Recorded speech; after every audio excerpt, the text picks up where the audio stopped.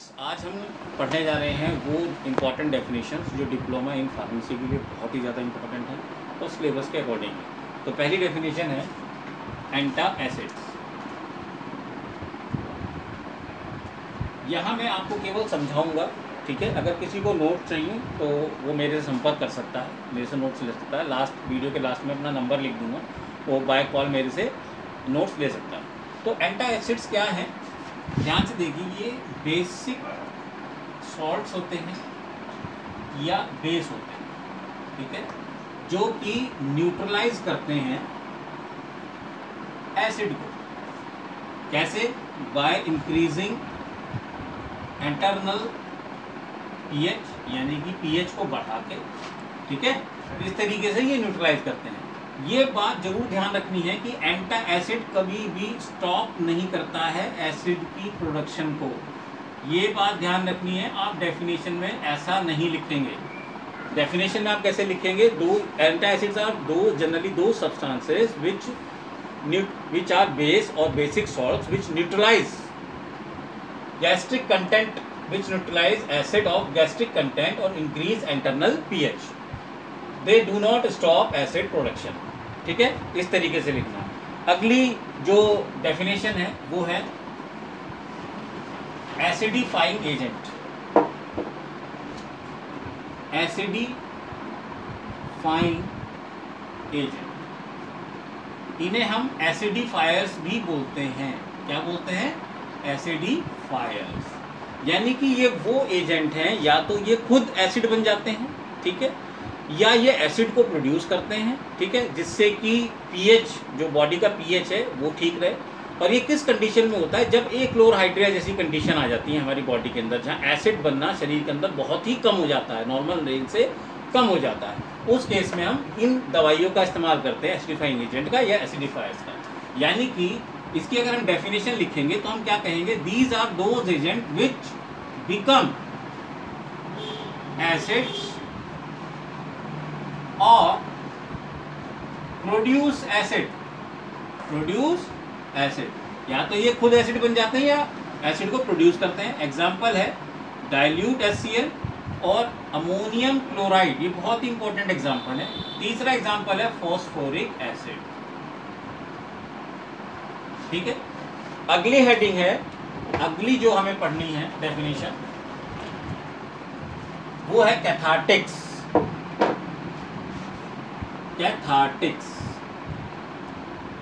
ये लैक्सेटिव की कैटेगरी में आते हैं। किसकी? लैक्सेटिव की। कैथार्टिक्स हो, परगेटिव हो, ये क्या करते हैं? क्विकन इवैक्यूएशन या इंक्रीज इवैक्यूएशन ऑफ बॉवल, ठीक है, जिसे हम स्टूल भी बोलते हैं। इन्हें हम दस्तावर भी बोलते हैं हिंदी में। ये वो सब्सटेंस होते हैं या वो पदार्थ होते हैं जिनका हम प्रयोग लाते हैं अपने, जब हमारे को मान लो कॉन्स्टिपेशन हो गया, उस कंडीशन में ट्रीट करने के लिए। तो ये क्विकन इवैक्यूएशन, यानी कि तुरंत तेजी से बाहर निकालेंगे बॉल को, ठीक है। अगली जो डेफिनेशन, इसके एग्जाम्पल हैं कैथार्टिक के डोज, डायोक्टाइल्स, ठीक है। और हमारे उसमें जो आपको पढ़ने हैं वो है सलाइन कैथार्टिक, ठीक है। एक सलाइन कैथार्टिक का जो एक्शन होता है वो क्या होता है? ऑस्मोटिक लोड को बढ़ा देते हैं, ऑस्मोटिक लोड को बढ़ा देते हैं। अगली डेफिनेशन है प्रोटेक्टिव। ये ध्यान रखिएगा, इस ग्रुप के जो जीआई एजेंट्स होते हैं, गैस्ट्रो इंटेस्टाइनल एजेंट होते हैं, ये ट्रीट करने के काम आते हैं। किसमें? ट्रीट इन माइल्ड डायरिया में ट्रीट करने के काम आते हैं, ठीक है। और कैसे करते हैं? ये जीआई वॉल को कोट कर देते हैं और बाइंड करते हैं टॉक्सिन से, जो कि रिलीज करती है, ठीक है ना, इन स्टूल, जो कि स्टूल में रिलीज हो जाते हैं, ठीक है। ये इस तरीके से काम करते हैं। पहले ये कोट कर देते हैं इंटेस्टाइन को, जीआई वॉल को, और उसके बाद जो बैक्टीरिया उनसे बाइंड करके उन्हें स्टूल के थ्रू पासेज से बाहर ले जाते हैं। अगली हेडिंग है topical agents. Topical agent. Topical का मतलब होता है लोकल, टॉपिकल का मतलब होता है लोकल, यानी कि ये अप्लाइड होते हैं डायरेक्टली कहाँ पर, म्यूकस पर और स्किन पर, ठीक है, टू प्रोवाइड लोकल इफेक्ट, ठीक है। एग्जाम्पल बेंटोनाइट, प्रोटेक्टिव का एग्जाम्पल था क्योलिन और टॉपिकल एजेंट का एग्जाम्पल है बेंटोनाइट, ठीक है।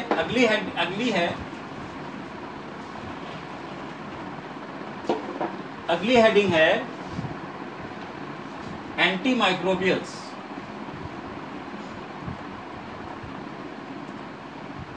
एंटी माइक्रोबियल्स का क्या काम है, देखिए एंटी माइक्रोबियल्स बेसिकली क्या करते हैं, किल और prevent growth of micro organism. तो सब्सटेंसेस विच किल और prevent growth of micro organism. Example में है आपके पास आयोडीन प्रिपरेशंस आती हैं, ठीक है, बोरिक एसिड, ये सब इसी में एंटी माइक्रोबियल में यूज होते हैं, बोरिक एसिड, बोरेक्स, ठीक है। अगली हेडिंग है एक्सपेक्टोरेंट। ये वो सब्सटेंस हैं जो कि असिस्ट करते हैं इन रिमूवल ऑफ एक्सूडेट। एक्सूडेट जो मोटी कफ बन जाती है, कहाँ से, from bronchi, lung, trachea. Trachea मतलब वो सांस नली, ब्रोंकी नीचे की तरफ, लंग्स फेफड़ों में से। इसीलिए therefore they used in treatment of cough. Treatment of cough में ये यूज किए जाते हैं, ठीक है। एग्जाम्पल अमोनियम क्लोराइड या पोटेशियम आयोडाइड। अगली हेडिंग है, अगली डेफिनेशन है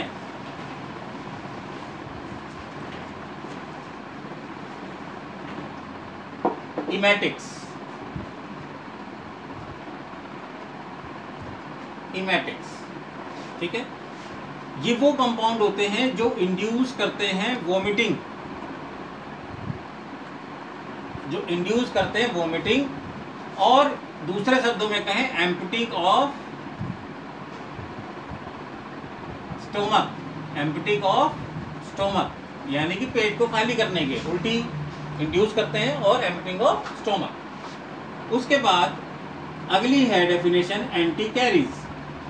एंटी कैरीज का मतलब है, पहले ये शब्द समझ ले हम, डेंटल कैरीज क्या होता है। डेंटल कैरीज का मतलब होता है टूथ डिके, और एंटी कैरीज वो सब्सटेंस हैं जो प्रिवेंट करती हैं टूथ डिके को, ठीक है। एग्जाम्पल में सोडियम फ्लोराइड और स्टेनस फ्लोराइड, ठीक है, ये इसके एग्जाम्पल एंटी कैरीज। अगली डेफिनेशन है एंटीऑक्सीडेंट।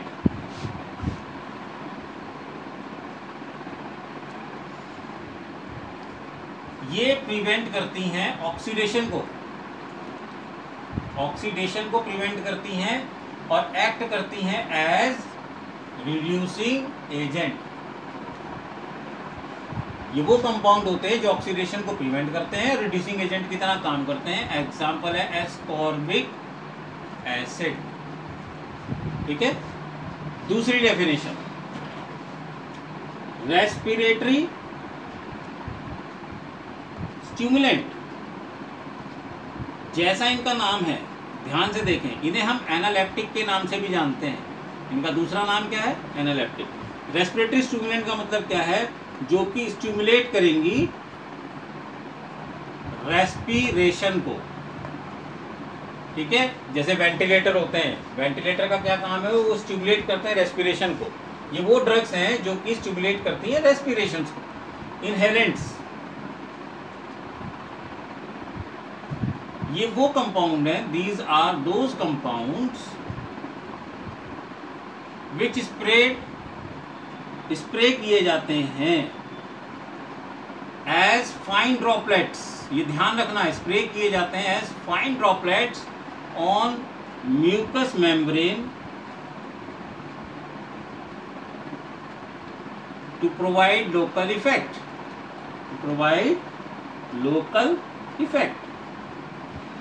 ठीक है। अगली हेडिंग है एस्ट्रिंजेंट।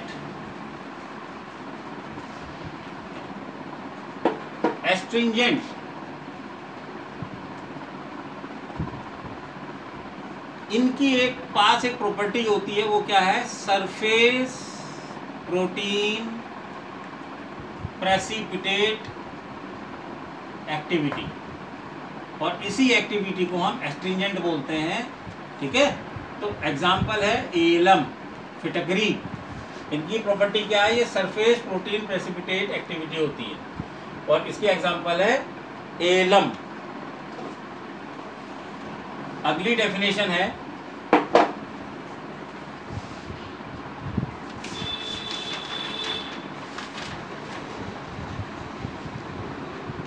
रेडियो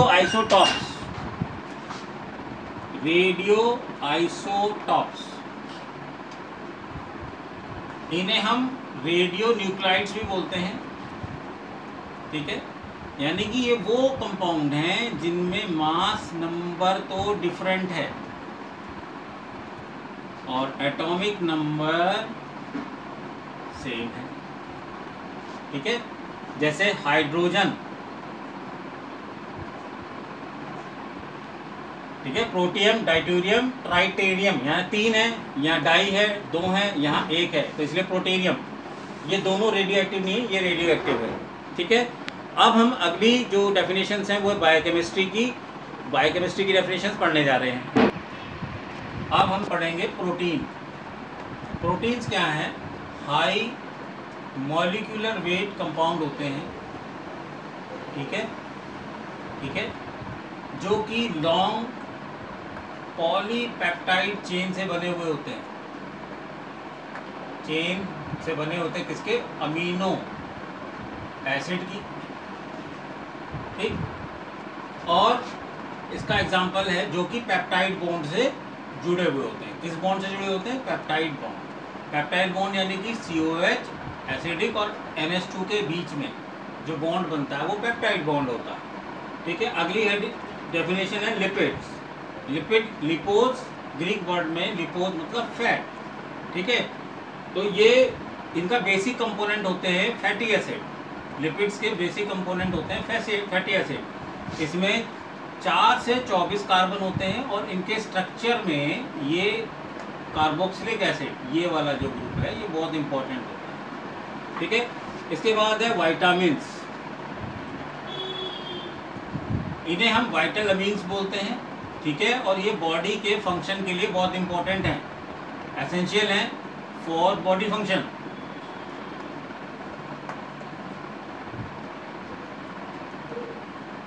अगली हेडिंग है एंजाइम। ये बायो कैटलिस्ट होते हैं, ठीक है, रिएक्शन को स्पीड अप करते हैं, ठीक। और रिएक्शन से as it is as come out, बाहर आ जाते हैं, ठीक है। अब अगली हेडिंग है कार्बोहाइड्रेट।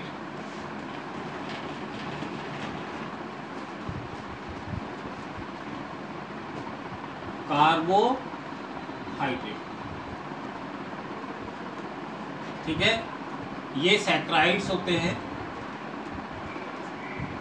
ठीक है। दीज आर एल्डिहाइड और ketone derivative of polyhydroxy alcohol. ऐसा क्यों कहा मैंने, ये सारे शब्द मैं आपको बताता हूँ। एल्डिहाइड का मतलब इनमें CHO लगा है, कीटोन का मतलब इनके स्ट्रक्चर में CO लगा है, और हाइड्रोक्सिल का मतलब इनके ग्रुप में कई सारे हाइड्रोक्सिल ग्रुप लगे हुए हैं, ठीक है। तो ये डेफिनेशंस थी। किसी को अगर नोट्स चाहिए हो तो मेरा नंबर है 8791325804। इस पर आप व्हाट्सअप कर सकते हैं और मेरे से नोट्स ले सकते हैं। Thank you.